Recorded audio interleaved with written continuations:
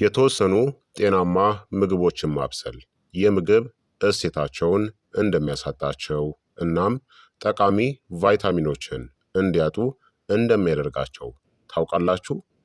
በእርግጥ አንዳንድ ምግቦች ጎጂ ባክቴሪያዎችን ወይም ደግሞ ተፈጥሯዊ መርዞችን ሊይዙ ስለሚችሉ ጥሬያቸውን መብላት ፈጽሞ የማይመከር ቢሆንም ብዙዎቹ የዕለት ተዕለት ምግቦች ግን ያለማብሰል ፍጹም ደህንነቱ የተጠበቀ በሆነ መልኩ ልትመገቡት የምትችሉትናም ከፍተኛ መጠን ያላቸው ቫይታሚኖች፣ አንቲ ኦክሲዳንቶች እና ኢንዛይሞችንም የሚሰጡ ናቸው። በዛሬው ቪዲዮአችን ላይ ጥሬያቸውን መብላት ፍጹም ደህንነቱ የተጠበቀ የሆኑ 12 ምግቦችን፣ አስገራሚ የጤና ጥቅሞቻቸውን፣ እነማን ደግሞ ጥንቃቄ ማድረግ እንዳለባቸውና እያንዳንዳቸውን በአስተማማኝ ሁኔታ እንዴት መመገብ እንዳለብን እንመለከታለን። ከመጀመራችን በፊት ግን እንኳን ወደ ቻናሌ በደህና መጣችሁ። በሳይንስ የተደገፉ ቀላል የሆኑ የጤና ምክሮችን ወዳድ ከሆናችሁ ይህንን ቪዲዮ ላይክ እና ሼር በማድረግ ሌሎችንም አስተምሩ አሳውቁላለሁኝ። አዲስ ከሆናችሁ ሰብስክራይብ አድርጉ። ጥያቄያችሁን በኮመንት ላይ አስፍሩልኝ፣ በደስታ እመልስላችኋለሁኝ። ሰብስክራይብ ካደረጋችሁ ወደ አንደኛው ምግብ እንለፍ። አንደኛ ጥሬውን በደህና መብላት የምትችሉት ካሮት ነው። ካሮት ጥሬውን ለመብላት ከሚመቹ እጅግ ደህንነታቸው የተጠበቀ አትክልቶች ውስጥ አንዱ ነው። ካሮት ቫይታሚን ኤ፣ ቤታ ካሮቲን፣ ቫይታሚን ኬ፣ ፖታሲየም እና ፋይበርን ይይዛል። ካሮት ጤናማ የማየት ችሎታን ይደግፋል፣ የበሽታ መከላከል አቅምንም ያጠናክራል፣ የቆዳ ጤንነትንም ያሻሽላል፣ ጤናማ የምግብ መፈጨት ስርዓትንም ያስተዋውቃል፣ ኮሌስትሮልንም ለመቀነስ ይረዳል። ማብሰል ቤታ ካሮቲንን በቀላሉ ለመምጠጥ ቢያግዝም ጥሬ ካሮት ግን ከፍተኛ የቫይታሚን ሲ መጠንን ይሰጣል። እንዲሁም ሆዳችሁ ሙሉ ሆኖ እንዲሰማችሁ የሚያደርግም ስሜት አለው። ታዲያ ከመብላታችሁ በፊት በደንብ እጠቡት። ሁለተኛ ኪያር ነው። ኪያር ወደ 95% የሚሆነው በውሃ የተዋቀረ ስለሆነ ሰውነትን ከውሃ እጥረት ለመጠበቅ ከሚረዱ ምርጥ ምግቦች አንዱ ያደርገዋል። ኪያር ቫይታሚን ኬ፣ ፖታሲየም፣ ማግኒዥየም እና አንቲኦክሲዳንቶችንም ይይዛል። ኪያር ሰውነትን እርጥበትን እንዲኖረው ያደርጋል፣ የኩላሊት ጤንነትን ይደግፋል፣ የደም ግፊትንም ለመቆጣጠር ይረዳል፣ ጤናማ የቆዳ ጤንነትንም ያበረታታል፣ ብግነትንም ሊቀንስ ይችላል። አብዛኛው የፋይበር መጠን የሚገኘው በልጣጩ ላይ ስለሆነ በተቻለ መጠን ልጣጩን አብራችሁ ተመገቡት። ሶስተኛ ጣፋጭ ወይም ደግሞ የፈረንጅ ቃሪያ ነው።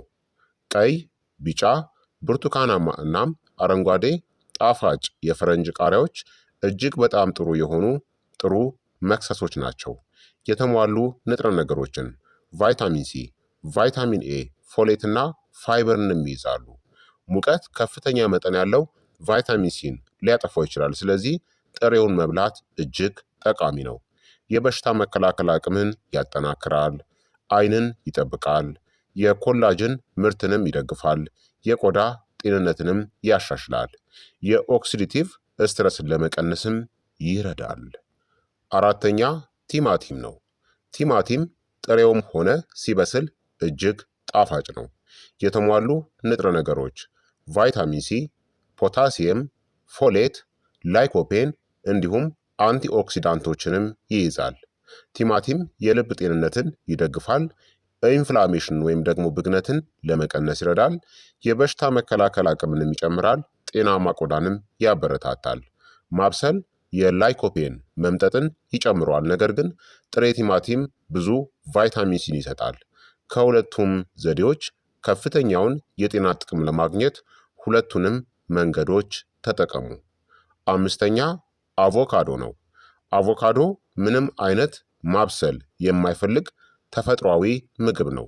የተሟሉ ንጥረ ነገሮችን ጤናማ ሞኖ አንሳቹሬትድ ስብን፣ ፖታሲየም፣ ፋይበር፣ ቫይታሚን ኢ እና ፎሌትንም ይይዛል። አቮካዶ የልብ ጤንነትንም ይደግፋል፣ የአንጎል ስራንም ያሻሽላል፣ በስብ የሚሟሙ ቫይታሚኖችንም ለመምጠጥ ይረዳል፣ ሆዳችሁን ረዘም ላለ ጊዜ ሙሉ ሆኖ እንዲቆይም ያደርጋል። ጤናማ ቆዳንም ያበረታታል። ስድስተኛ ፖም ወይም ደግሞ አፕል ነው። ፖም ከሁሉም ጤናማ ከሆኑ ጥሬ ፍራፍሬዎች መካከል ግንባር ቀደሙ ነው።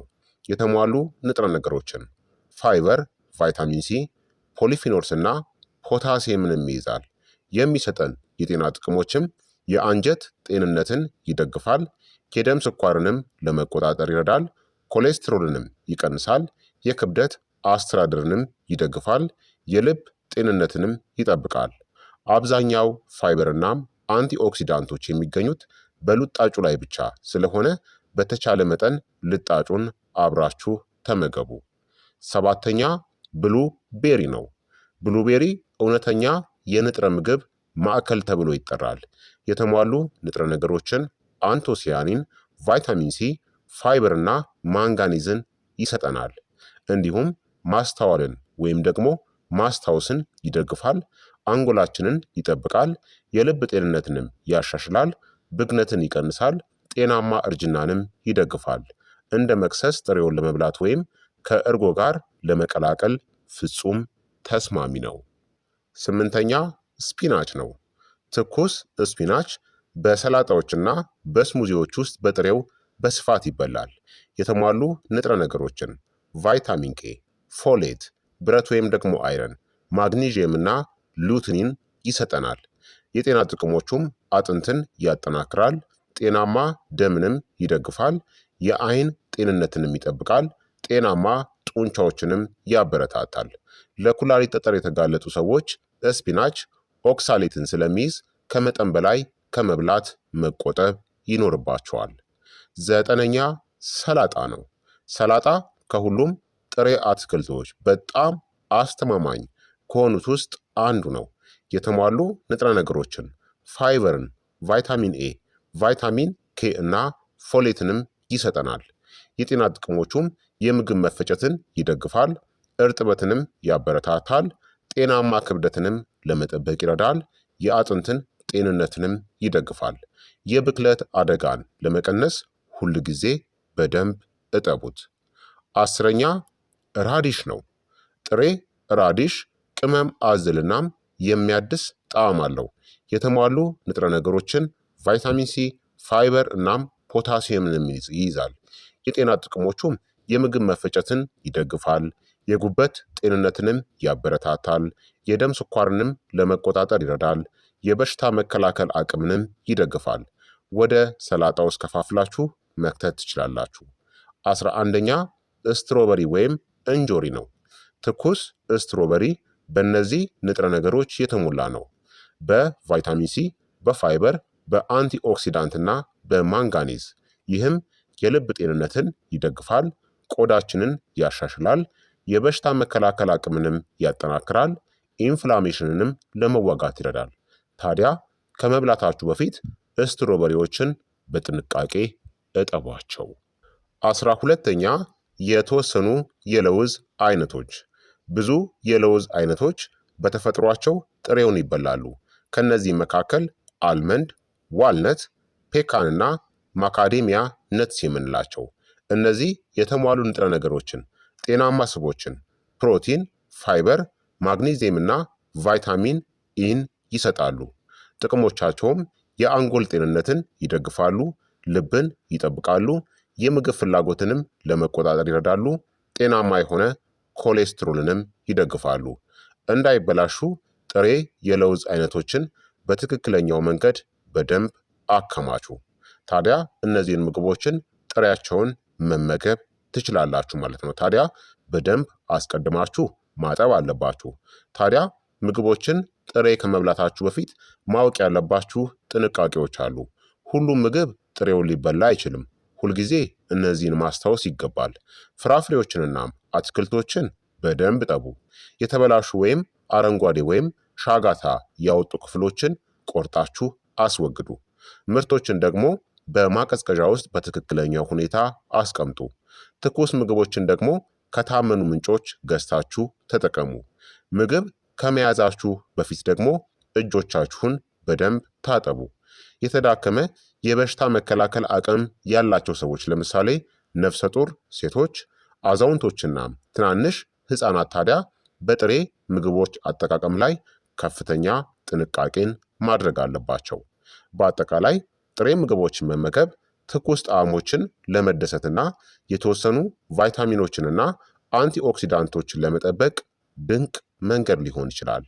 እንደ ካሮት፣ ኪያር፣ ጣፋጭ ቃሪያ ወይም የፈረንጅ ቃሪያ፣ ቲማቲም፣ አቮካዶ፣ ፖም ወይም አፕል፣ ብሉቤሪ፣ ስፒናች፣ ሰላጣ፣ ራዲሽ፣ ስትሮበሪ እናም የተለያዩ የለውዝ አይነቶች በትክክል ሲታጠቡ እናም ሲያዙ ጥሬያቸውን ለመብላት ፍጹም ደህና የሆኑ ምግቦች ናቸው። የዛሬው የጤና ትምህርት ታዲያ ይህንን ይመስል ነበረ። ይህ ቪዲዮ ጠቃሚ ሆኖ ካገኛችሁትና ከተማራችሁበት ላይክ እና ለወዳጅ ለዘመዶቻችሁ ሼር በማድረግ አስተምሯቸው እላለሁኝ። እንዲሁም ዘወትር የመለቃቸው አስተማሪ የጤና ቪዲዮዎች እንዲደርሷችሁ ይህንን ቻናል ሰብስክራይብ አድርጋችሁ የደውል ምልክቷን ተጫኗት። ስለተከታተላችሁኝ እጅግ አድርጌ አመሰግናለሁኝ። በቀጣይ ቪዲዮ እስከምንገናኝ ድረስ እኔንም እናንተንም ቸር ያቆየን። መልካም ጊዜ፣ መልካም ቆይታ።